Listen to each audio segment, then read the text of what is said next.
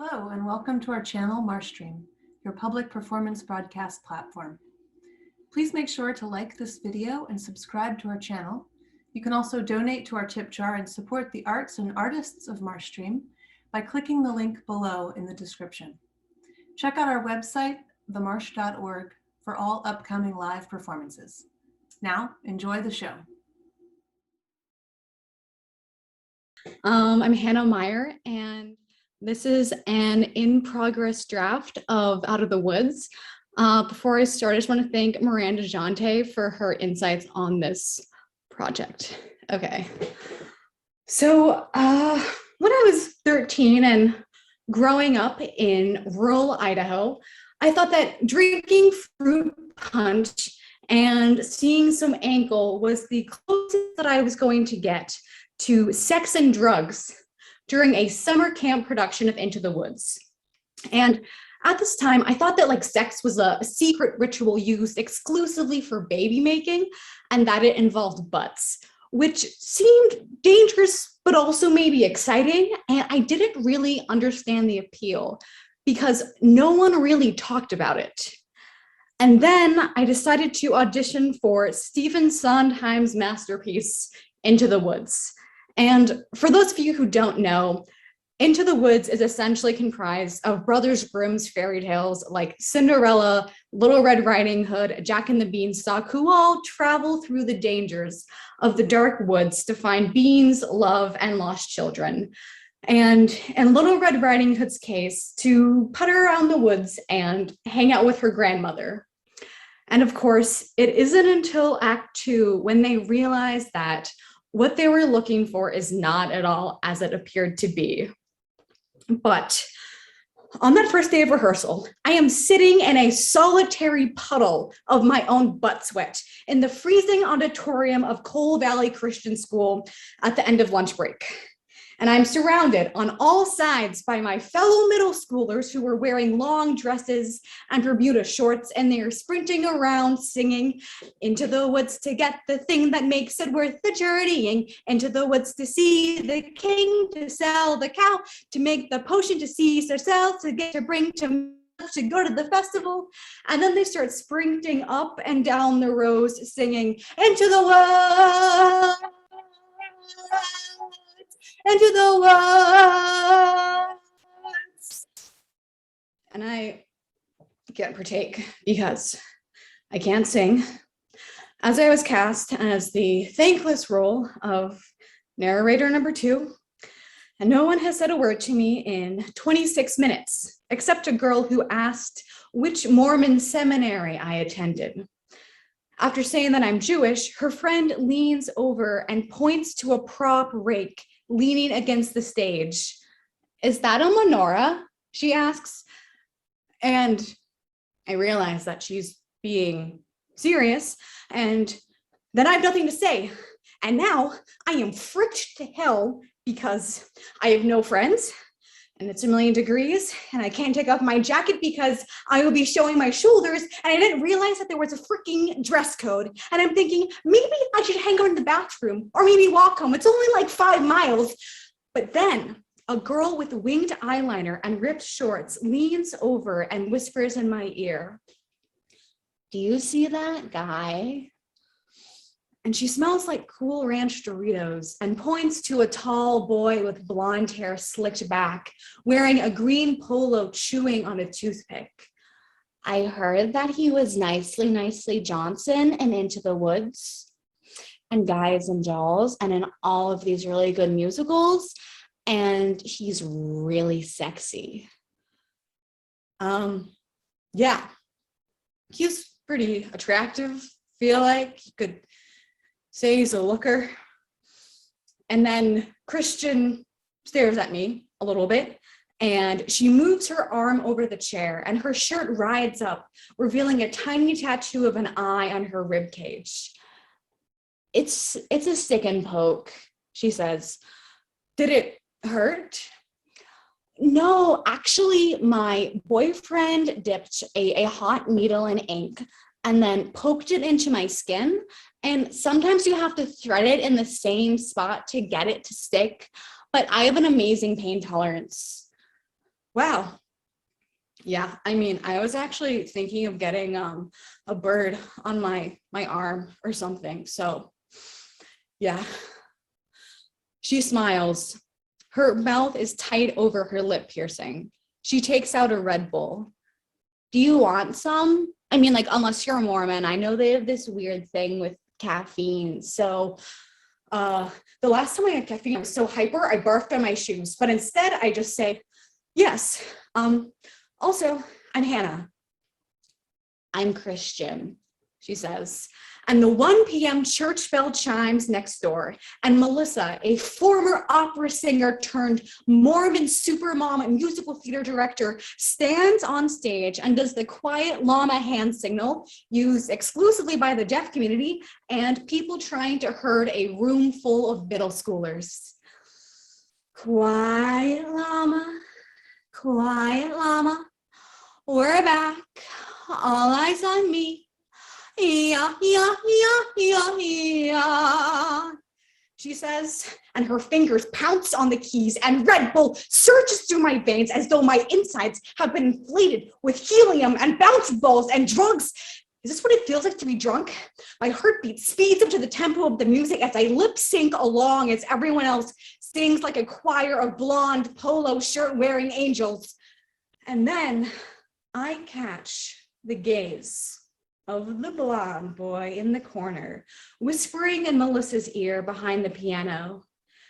The 7 hairs on his chin glisten white, and his eyes glow the color of celery as he turns his face towards the sun falling from a stained glass window. He smiles at me, and it's as though I have seen God, and he is in the body of a musical theater camp legend.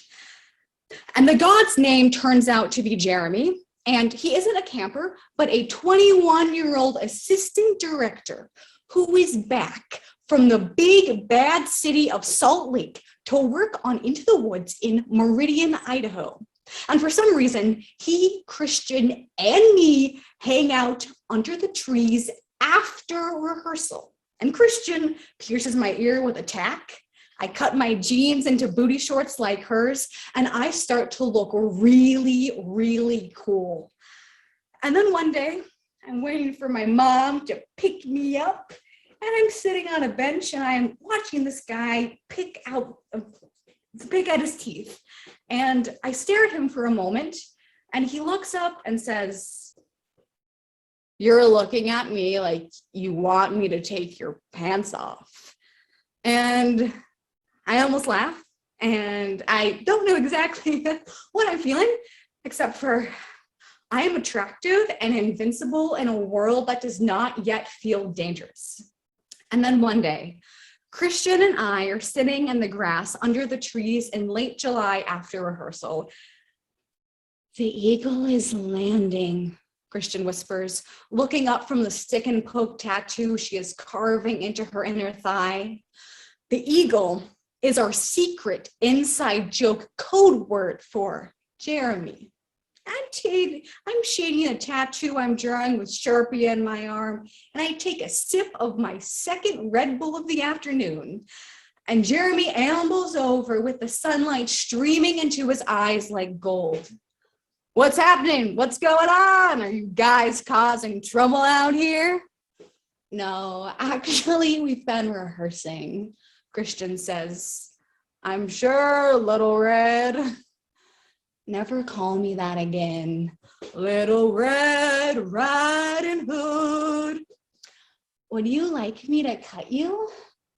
Okay. Jeremy sits down next to me and points to the snake drawn on my arm. "Wow, Hannah, that's really cool. Did you draw that?" I nod. I move my lips over my teeth and what I think is a charming smile. And we talk, well, actually, mostly Christian and Jeremy joke with each other, and I make comments and ask questions like, "What is your favorite musical? Do you like to climb trees?" I see the rest of the cast leave to get ice cream. They stop and watch us from behind the fence. "I'm starving. But I decide to stay with a pain in my stomach because I really just don't have any desire to sing songs from Rent or talk about the book of Genesis. And Jeremy is looking smexy. So I text my mom on my flip phone and let her know that rehearsal is running late. And then Christian pulls out a bottle of rum. Anyone? I don't want to, but I know that the first rule of improv is yes and. So I take a sip. You guys are gonna get me in so much trouble, Jeremy says. Oh, come on, you like it. Christian says, you come on, you're what, like 15 and a half, and you're like 20 and a half. Jeremy smiles and takes a sip.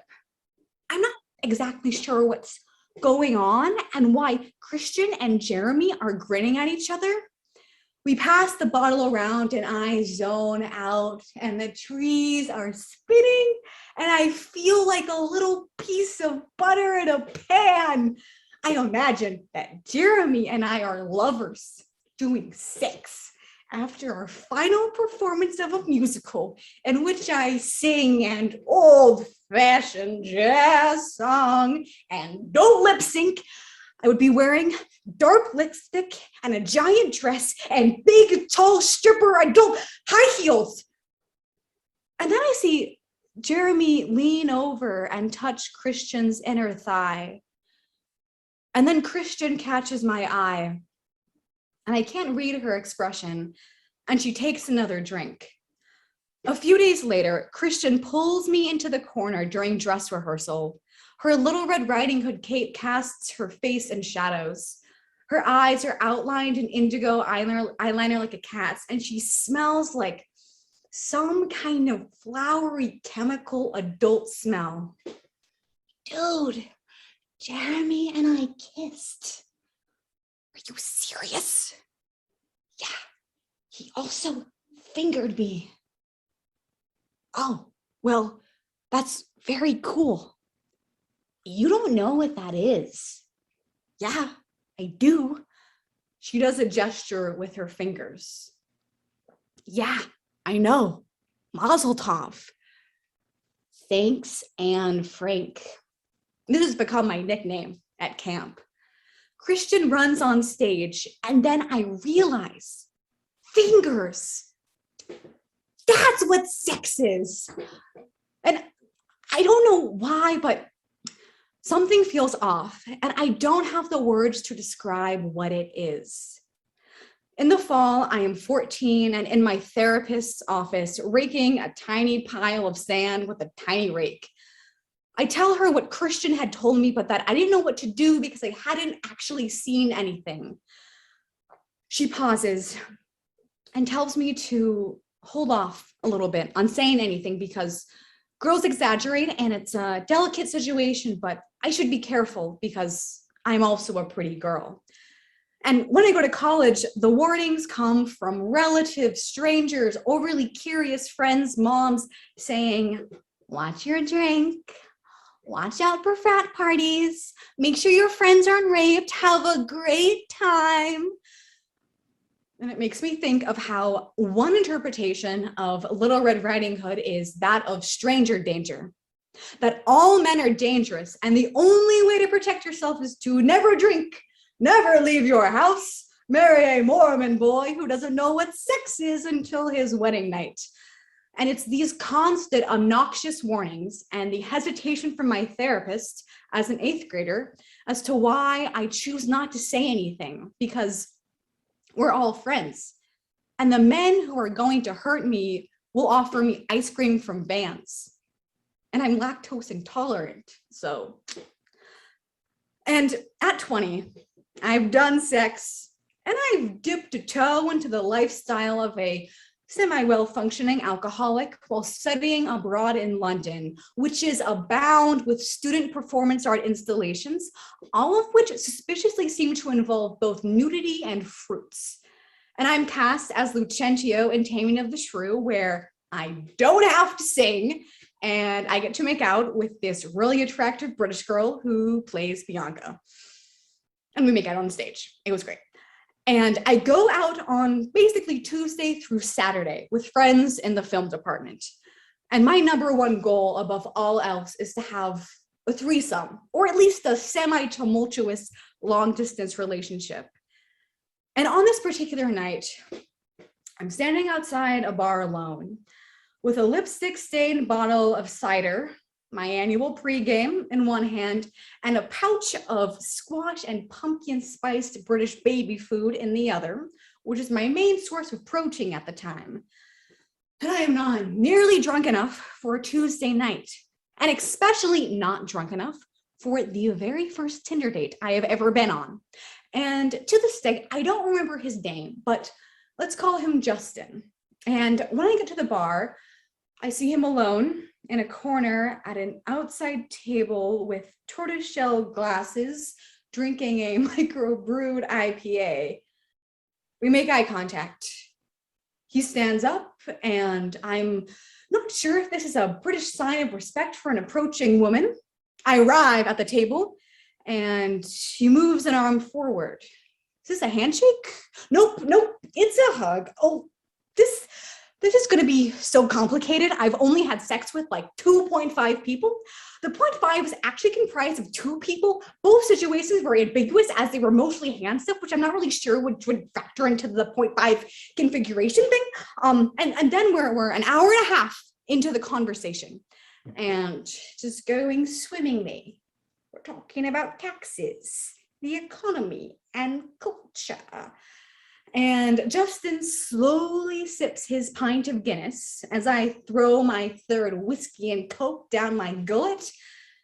My stomach starts to hurt as the rain taps its fingers on the umbrella.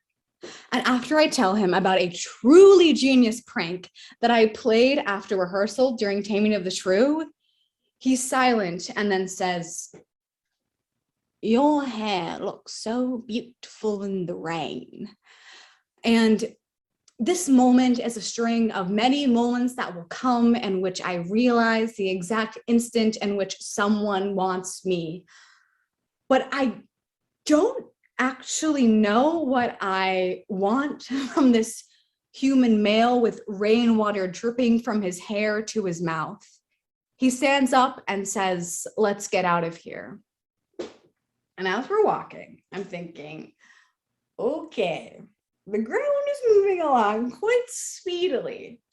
Our hands brush against each other and we pass by the trees that snake their bodies over the sides of buildings. He slides his hand over mine and I feel myself smile. This is what adulthood feels like. Touching people, being drunk.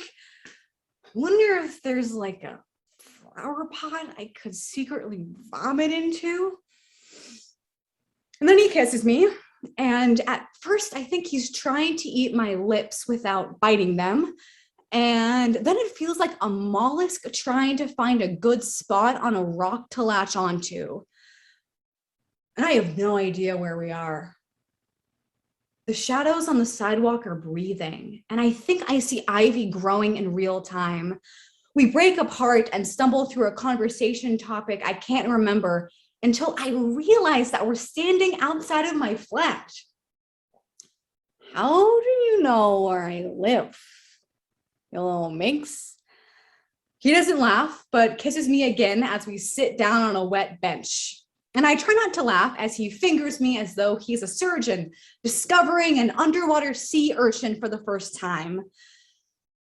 And I want to leave, like I really actually want to leave, because this is not, and I've only had like 4.76 drinks. And then I see Krish, a good mate from down the hall, standing in front of me. And I wonder, like, am I hallucinating? And she's wearing a suede jacket with her arm around a man I have never seen before. they in love? What would that be like? The rain looks like snow, and it's falling in her hair like sugar or cocaine, both of which would be nice right now. And we make real casual small talk, the kind you do when a random person's hand has just left the inside of your body. And after they leave, I realize that my legs would like to take me to my flat, and I lock the door. One of my favorite retellings of Little Red Riding Hood involves an unnamed girl who meets a werewolf while she is on her way to her grandmother's house. The werewolf takes a shorter path to the house and he kills the old woman. He eats most of her body, but he puts her flesh in a kitchen cabinet and her blood in a bottle. And when the girl arrives, the werewolf, impersonating the girl's grandmother, tells her to eat some meat, which is really the grandmother's flesh, and drink some wine, which is really the grandmother's blood. The werewolf then tells the girl to take off her clothes and get into bed with him, and so on and so forth. And the thing about werewolves that I read is that they are able to transform so perfectly into humans that it's nearly impossible to tell what they are. And when I'm hungover in my room for 2, 5, 6 days, I think about the last time that I saw Christian, which was my senior year of high school after a performance. I'm standing outside of the theater in the hallway, flickering and dying fluorescent lights. Christian steps towards me and says, "Hey, it's so good to see you. Like, great performance. By the way, Jeremy is a straight up pedophile and sexually assaulted me." And I stare at her and I don't remember what I say, but it isn't until years later that I start to think about her. Before London, nothing was dangerous because everything was dangerous. And then I realized that there are people who you will find to be moderately charming and will maybe be close or really great friends with, who actually will knowingly or unknowingly hurt you. I then moved to California and compulsively go on dates with random men and remain in a consistent state of intoxication when interacting with them, which is very healthy. And I move through the world as though I don't have a body, wearing sunglasses and long coats.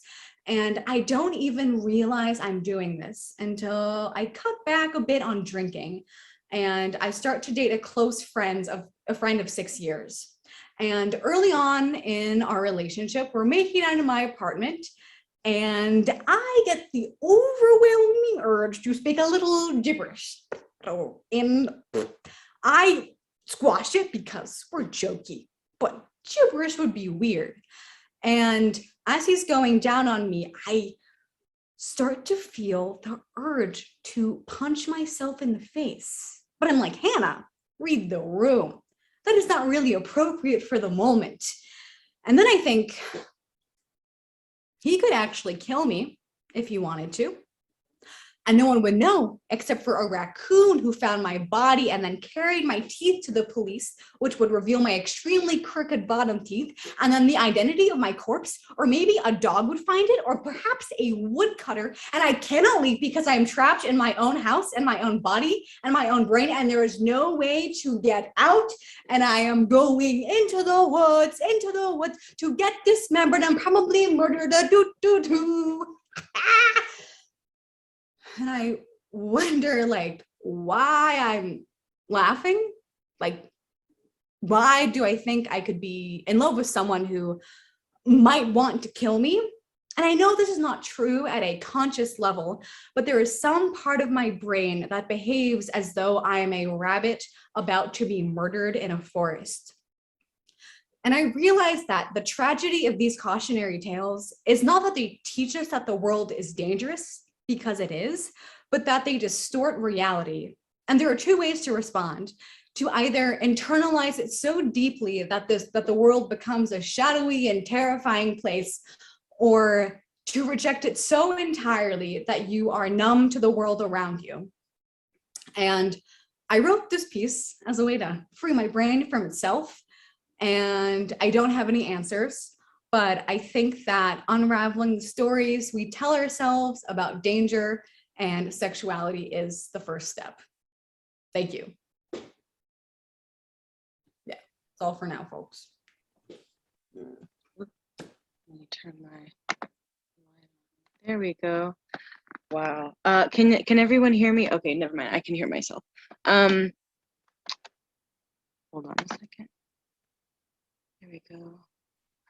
Okay, wow, that was really powerful, Hannah. Thank you so much for that wonderful performance. Can I ask real quick, where are you zooming from? I'm in Idaho, which is probably why it's like a shade darker. Yeah. Well, you still look good, so don't worry about that. I really like the metaphors that you use with the Into the Woods play versus what happened in your story. It was really powerful. I really appreciate you telling this. Well, hold on. How, I know you said earlier, we were talking about in the tech rehearsal that this was a first draft. I couldn't tell that it was a first draft. Do you have ideas for what you're gonna do with it later? Yeah, so basically something that I had sort of recently incorporated is sort of the dynamic, and I think this is like a thing that like anyone who's done musical theater just has later on in life, is like singing how they're feeling in a way. I don't know if this is like really niche, but I think like using the songs from Into the Woods is like a more of like a narrative framework, as a way to sort of have like a heightened level of dark satire. Yeah. Okay, so do you plan on singing? Because I know you said in your story that you can't sing. Can you actually sing? No. No? Okay. No. Issue. So I think but also the music, it's like tricky because it's both like very heavily spoken, but like all of Sondheim's music is super difficult. So I think it sort of depends. Okay. Yeah. And like you said, this is dark satire, and I got that through the whole thing. Let me know if my questions get a little too personal. Oh yeah. Is this something that is similar to what happened in your life? Or yeah. So basically the Into the Woods thing, all of that is true, except for we didn't drink during rehearsal. We just kind of like talked in the hallway, which is like not dramatically interesting. And originally I'd written like weed in, but like weed in Idaho in like 2010 is just like not realistic. So yeah. So for anyone that doesn't know me, I'm again assistant producer at the Marsh. I'm Brianna. I'm actually a writer myself, and I find writing to be extremely like therapeutic. And I know with certain traumas, it takes years for people, for those memories and things to catch up to people. Was writing this piece like very like therapeutic for you? Did you share it with anybody? Yeah, I had shared it with a few people, and I think basically it was like hard to write where I was like working with someone who was it's like less of, I find emotional availability to be like really difficult, and so I feel like in this draft it's like, I think like the ending wise it kind of feels like a tack, I don't know, but I think that's, I'd say like therapeutic, but also just it's like, I think hard to like I think it's difficult to like access parts of your brain that you censor out. Yeah. Yeah. Yeah. So I know this is a solo performance, but have you ever thought about making it an actual like play with like other people, or just strictly solo? I think I haven't really considered it. I can see it, yeah, but potentially. But yeah, I didn't have that thought, but like maybe. Yeah. Okay, well, I'm gonna read some of the comments. There's a lot of really great comments in here. I'm sure you probably see some of them too. Julia says, Ivy growing in real time, and then she just laughs. A lot of claps. Dang, that was amazing from Holly. Kiara says, great job, so beautifully written and performed. Natalie says, amazing, Hannah. That was great, fabulous, incredible. A lot of, oh, here we go. Jennifer says, Hannah, your writing, you're funny, straight up, comes across so real. Honesty is so powerful. Also, just being inquisitive and not giving the audience answers is intellectually provocative and makes people think about so many weird questions. So I think well, first, let me ask, is this your first time performing it on Zoom? Yeah, I'd run through it. Yeah, on performing on this piece on Zoom. I've like performed other things on Zoom, but with this piece in particular. Yeah. Okay.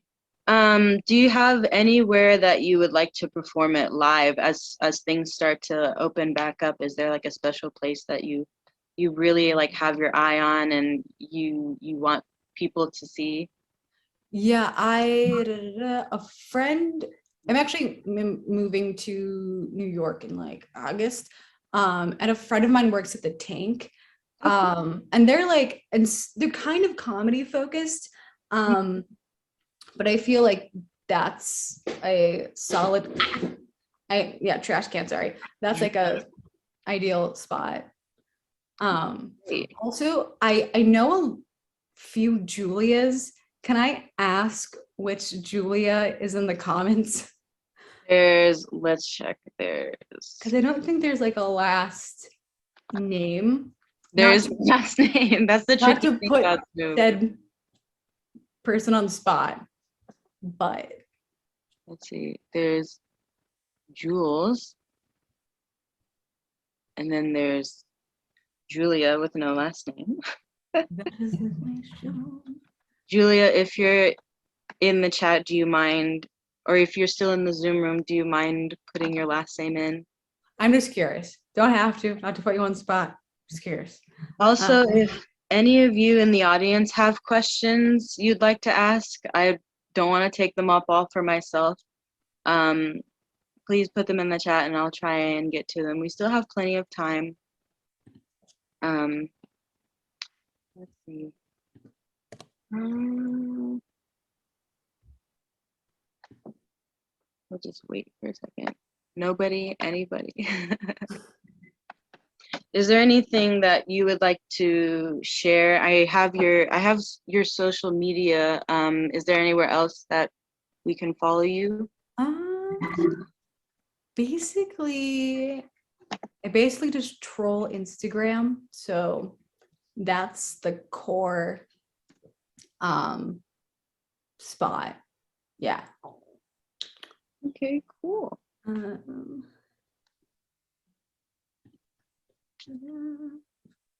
Oh, Jennifer Walker asks, how long have you been writing this? Oh, so basically I like got the idea when I was in like a writing workshop, and the prompt was like times I've stayed silent and regretted it. And that was in like April, March. And then that was just like in my subconscious brain for a bit. And then I think I started actually like working on it in like late April, May. But I didn't actually like really work on it until like last Wednesday, because I just to compile a bunch of stuff. Right. Oh yeah.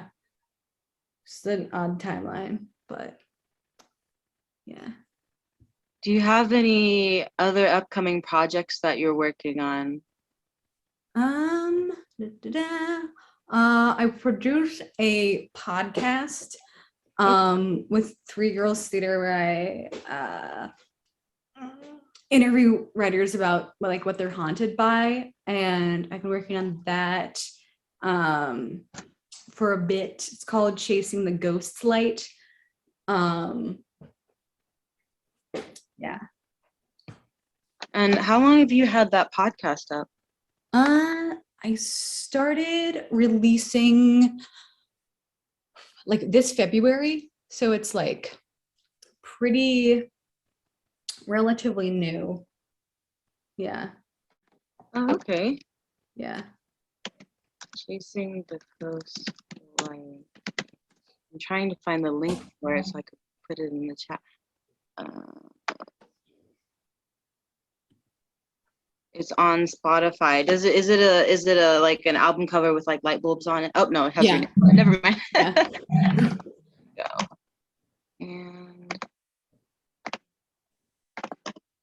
And I think, in my personal opinion, I think this piece can really touch people that have been like sexually assaulted or suffered some sort of trauma. Have you ever thought about teaming up with like an organization or like speak about it just from your voice, not just like your performance, or like I don't know, what do you see in your future? This I think that's interesting. I actually hadn't thought about that as like a speech. It like that's interesting. I think future wise, I think like leaning, as I kind of said, like into the like music, and I think there's like a lot with like the framework of like the cautionary tales, because it's like just like so like hilariously like patronizing, and I feel like there's like a lot of ways to like dramatize that, I guess. So I think like leaning into the like absurdism of it and like the like original folklore elements more is I think what I'm planning on doing. Yeah. Cool. SMW user 1 says, Hannah, why did you decide to write this at this point in your life?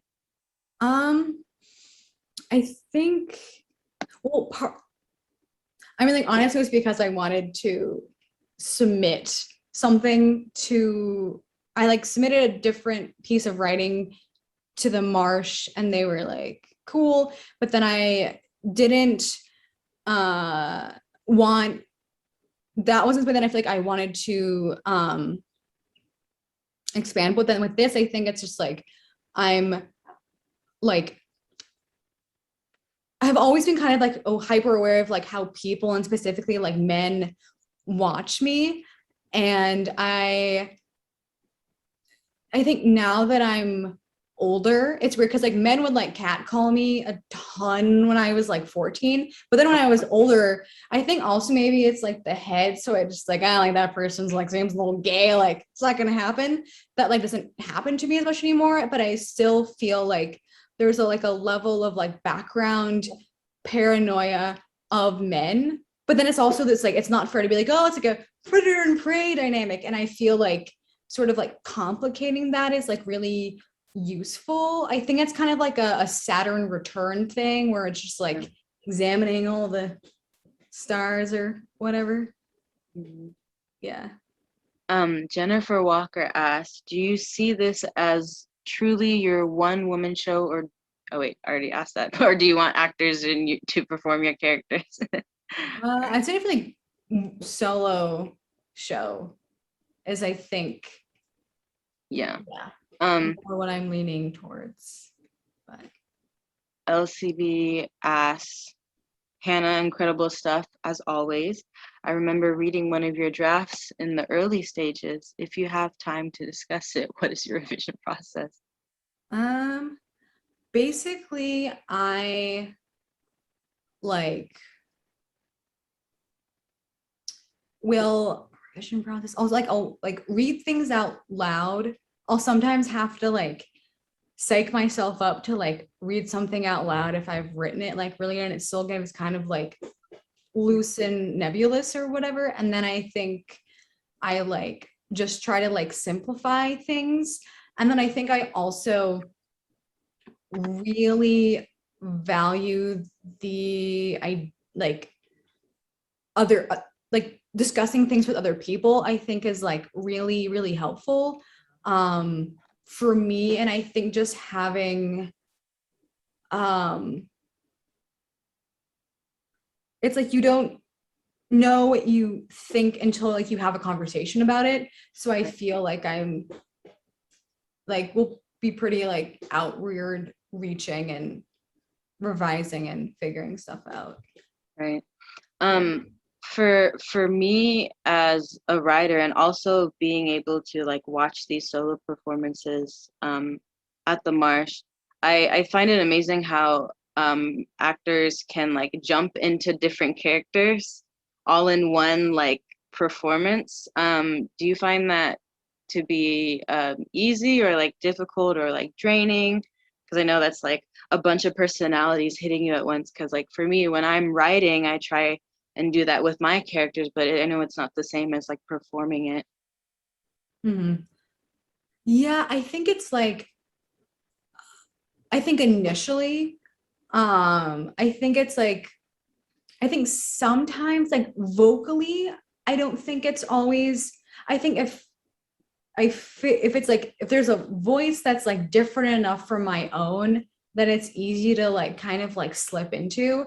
But like if it's too close to mine, I also think like the body shifting thing is like a very, very specific thing to solo performance that like, I don't know if you know Tina Dalia, but she's like really great at that, and like the physical and the vocal shifts. Because it's not like vocal is like most important. The physical shifts I think are also difficult sometimes. But yeah. Okay. That's all the questions from me. If anyone wants to throw in other questions, I also want to take a moment to say, please donate to the tip jar. The MarshStream has been running for a little over a year now. My goodness, I can't speak. We've been running for a little bit over a year now, and it's because of you guys that donate to the tip jar and support artists like Hannah and support the Marsh. Hopefully we'll open up soon. If you have any other questions, throw them in now. Otherwise, this is the end. Do you have anything else to add, Hannah, that you'd like the audience to know? I don't think so. No? No. Okay. No. Well, again, your story, thank you for telling your story, your performance, and thank you for answering these questions. Thank you for everyone that joined us tonight. If you want to hang out for a bit, I'm going to play another trailer for the Marsh. But other than that, don't forget to donate to the tip jar. And wait, hold on, one more question. Do you have time for one more question? Yeah. Okay, it's from Jennifer Walker again. She says, I really liked the vapid element you brought to sexuality with desperate people / confused people that kind of prey on others truly out of confusion. I think sexuality is defined way too black and white. Do you think you can explore this further?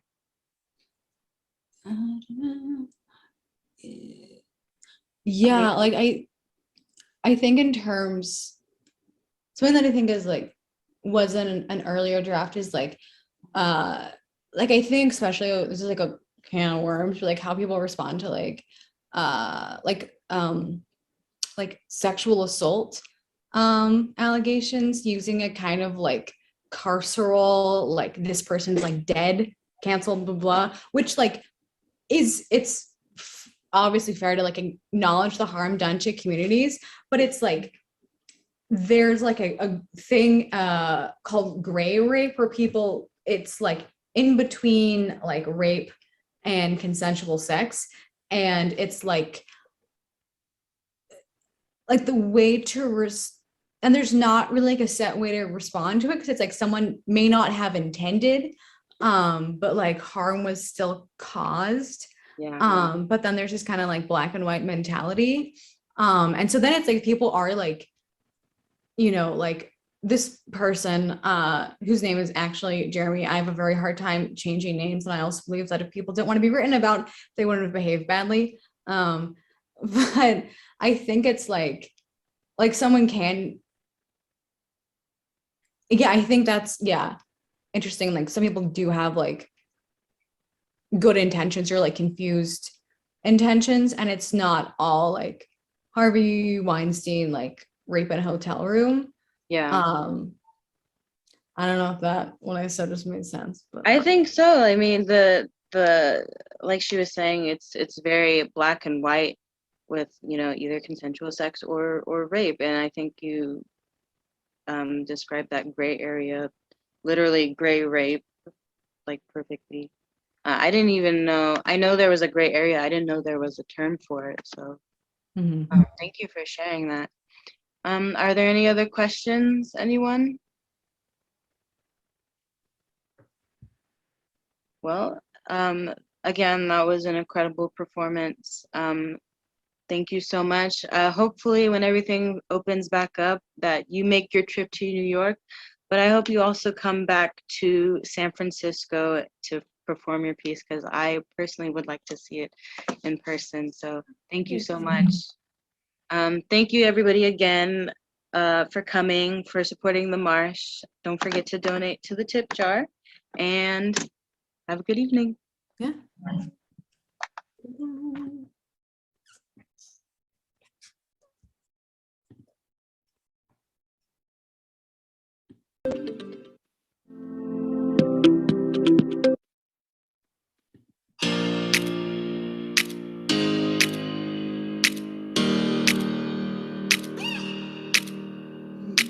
How do I describe my journey with your mother, who takes care of you, who takes you to the doctor when you're sick?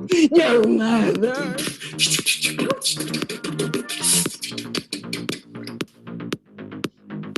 Good morning, New York. Buenos dias. It's me. What's up? We went out for lunch at a sushi place where she tried sushi for the first time and she liked it. I see that change can happen. I know things can shift and change for good. I am dizzily dazzled with stars in my eyes. Same level as I broke my neck. But he's not getting the same return of function I am. And I don't want any of your smart aleck sex talk that I usually get when I get hosted. This is beyond the Marsh, because what you're doing is planting beautiful seeds for artists to grow.